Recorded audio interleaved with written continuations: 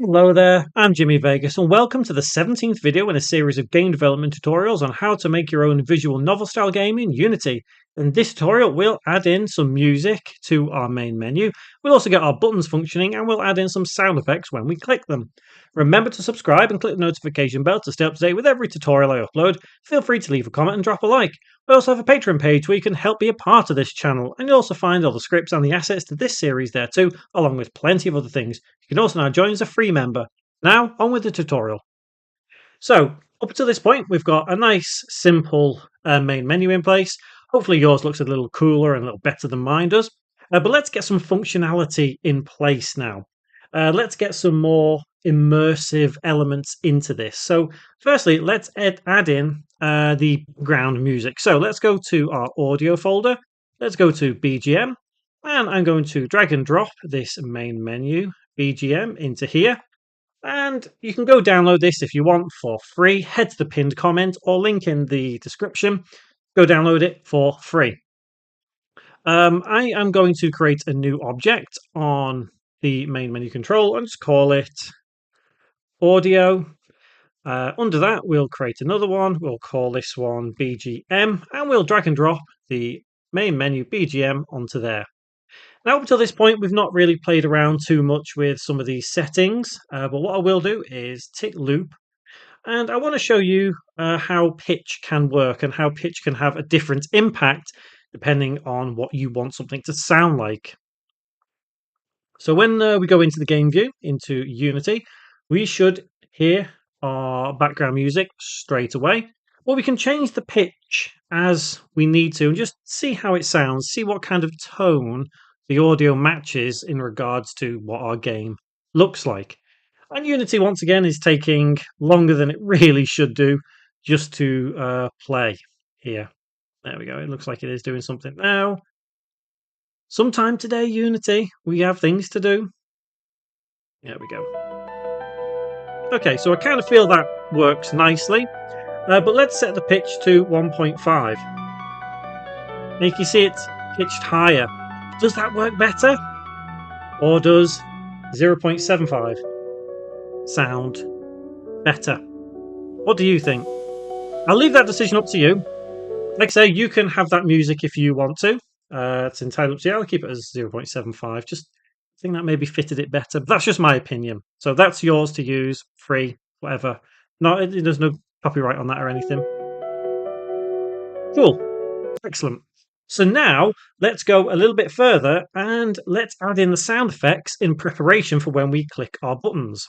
So let's go to the effects folder and let's import this button click, which will also be in the pinned comments. It'll be in a zipped folder. Just make sure you unzip before you try importing into Unity. Let's go to our audio object, create empty, and I'm just going to call this button click. And then let's drag and drop button click onto there. And I'm going to untick play on awake because we don't want it to play. We only want it to play whenever we press a button. Next thing we need to do, let's add in a fade out screen. So we've done this before. We know what we're doing. Rather than recreate one, why don't we just go into scene one, and which is class scene, isn't it? Let's make sure we save our main menu. And let's just copy and paste the fade out that we have here. So copy, head into our main menu, paste it, and drag it into our canvas. Let's make sure this looks okay first off. Just make sure it does work as intended. So let's press play, and let's have a look, and then let's turn it on after second load. So turn on. Cool. Fade out works. So we can use that to our advantage. Now let's create a script, or let's modify the script that we already have written and to start these buttons working. So let's go to our scripts and let's go to main menu. Now this is the script that we used in the last tutorial and it was basically to create the randomized images, but we can use this once again to basically add another method to it that will function for our buttons. So once it's loaded, let's go to the top, and between the start and update method, let's have public, void. Remember, it has to be public because we're using this for a button. And we'll simply call it start game. Open close bracket, open curly bracket. Now, for this to work, what we need to do is we need to add in a coroutine because we're using that element of time again because we've got to wait for our fade out screen. So because we're using a fade out screen, we'll obviously need to declare it. So why don't we do that? Let's go to serialize field at the top, type it, game object, and it's automatically put menu pick 4. That's not what we want. We want fade out. So that means that on the start game one, we can say fade out dot set active, and it'll be true, not false. And next thing we need to do is we need to create a coroutine that will function as the actual elements of the button, i.e. it will wait for 3 seconds and then take us to the correct scene. So let's go down to below the IEnumerator random pick. That's that coroutine. So we'll say IEnumerator transfer to, we'll put it class scene. Open close bracket and open curly brackets.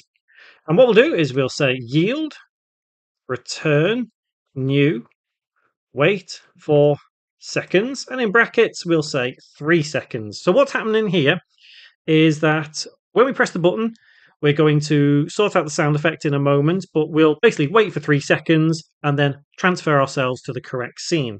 So that does mean we need to add in the namespace. So a lot of coding in Unity or C, whatever you're developing in, basically, you go back and forth a lot because if you're trying to plan out line by line what you need to do, you'd obviously need to go back and forth, declare some variables, add in a namespace, carry on with a method or coroutine, things like that. So don't worry about having to go back and forth. As long as you know in your head what you're trying to do, you shouldn't have a problem. So we need to add in using Unity engine.scene management with a semicolon, which means we go back down here and we now say scene manager dot load scene, and I believe it is scene 2 that we'll need to go to. We'll double check that, but that is basically what we need to do. If we need to change that number, we can. It's fairly easy. So next thing we need to do is let's add in a variable for the clicking sound. So let's serialize field, and we'll have this as audio source. And again, we've dealt with audio source when we played the gasping and sighing sounds with our 2 characters. And we'll call it button click semicolon. So that means that if we press the start game, we fade out set active true. But before that, we want to say button click dot play, open close bracket, semicolon, and save the script. And I will put this script in the pinned comment. I know we wrote most of it last tutorial, but I will put this updated version in for you to download for free. So once we've done that, let's head back into Unity. And if we go to our menu control object, we will have some extra variables to add in there. So we just need to give it a moment to compile. It's on a go slow today, it would seem. So menu control, and yep, so we got our fade out that goes there. And the button click, we just need to go to audio and drag and drop that to there. Let's double check our scene number.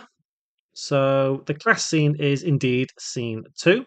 So that means if we press play now, we should have our main menu functioning as normal, but we should be able to click start game and it will take us to our game as long as we actually set the button correctly. So let's go to start game, scroll down, list is empty, let's press plus, let's drag and drop menu control over here, click no function, then click on main menu and you'll find start game right there. And one thing I do think we probably need to do is actually start the coroutine itself in the script. I actually forgot that line. So after we have set our fade out as active, let's then type start coroutine and in brackets, the name of the coroutine that we started writing, which was transfer to class scene.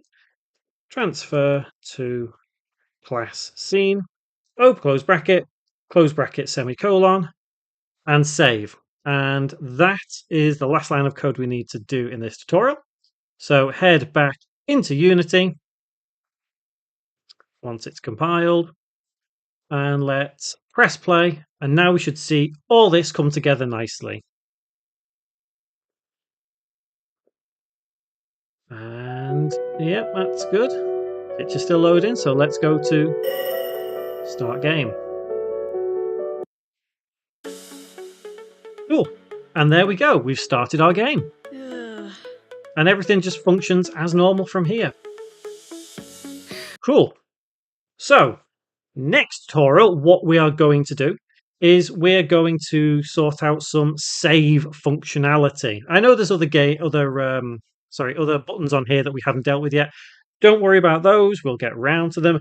What we're most interested in is the ability to save our game. So, for example, we get past our first scene. We've done that. We're on our park scene. We want to create a save state for our park scene. So when we click load game, it takes us to where we've saved. So that'll be all coming up in the next tutorial. At this point, I'd like to see, what kind of things people have developed. So if you've got something really cool to show, please do let me see. It's always good to see these sort of things. But remember to subscribe, click that notification bell, and you can stay up to date with every tutorial still to come in this series. And I will see you next time.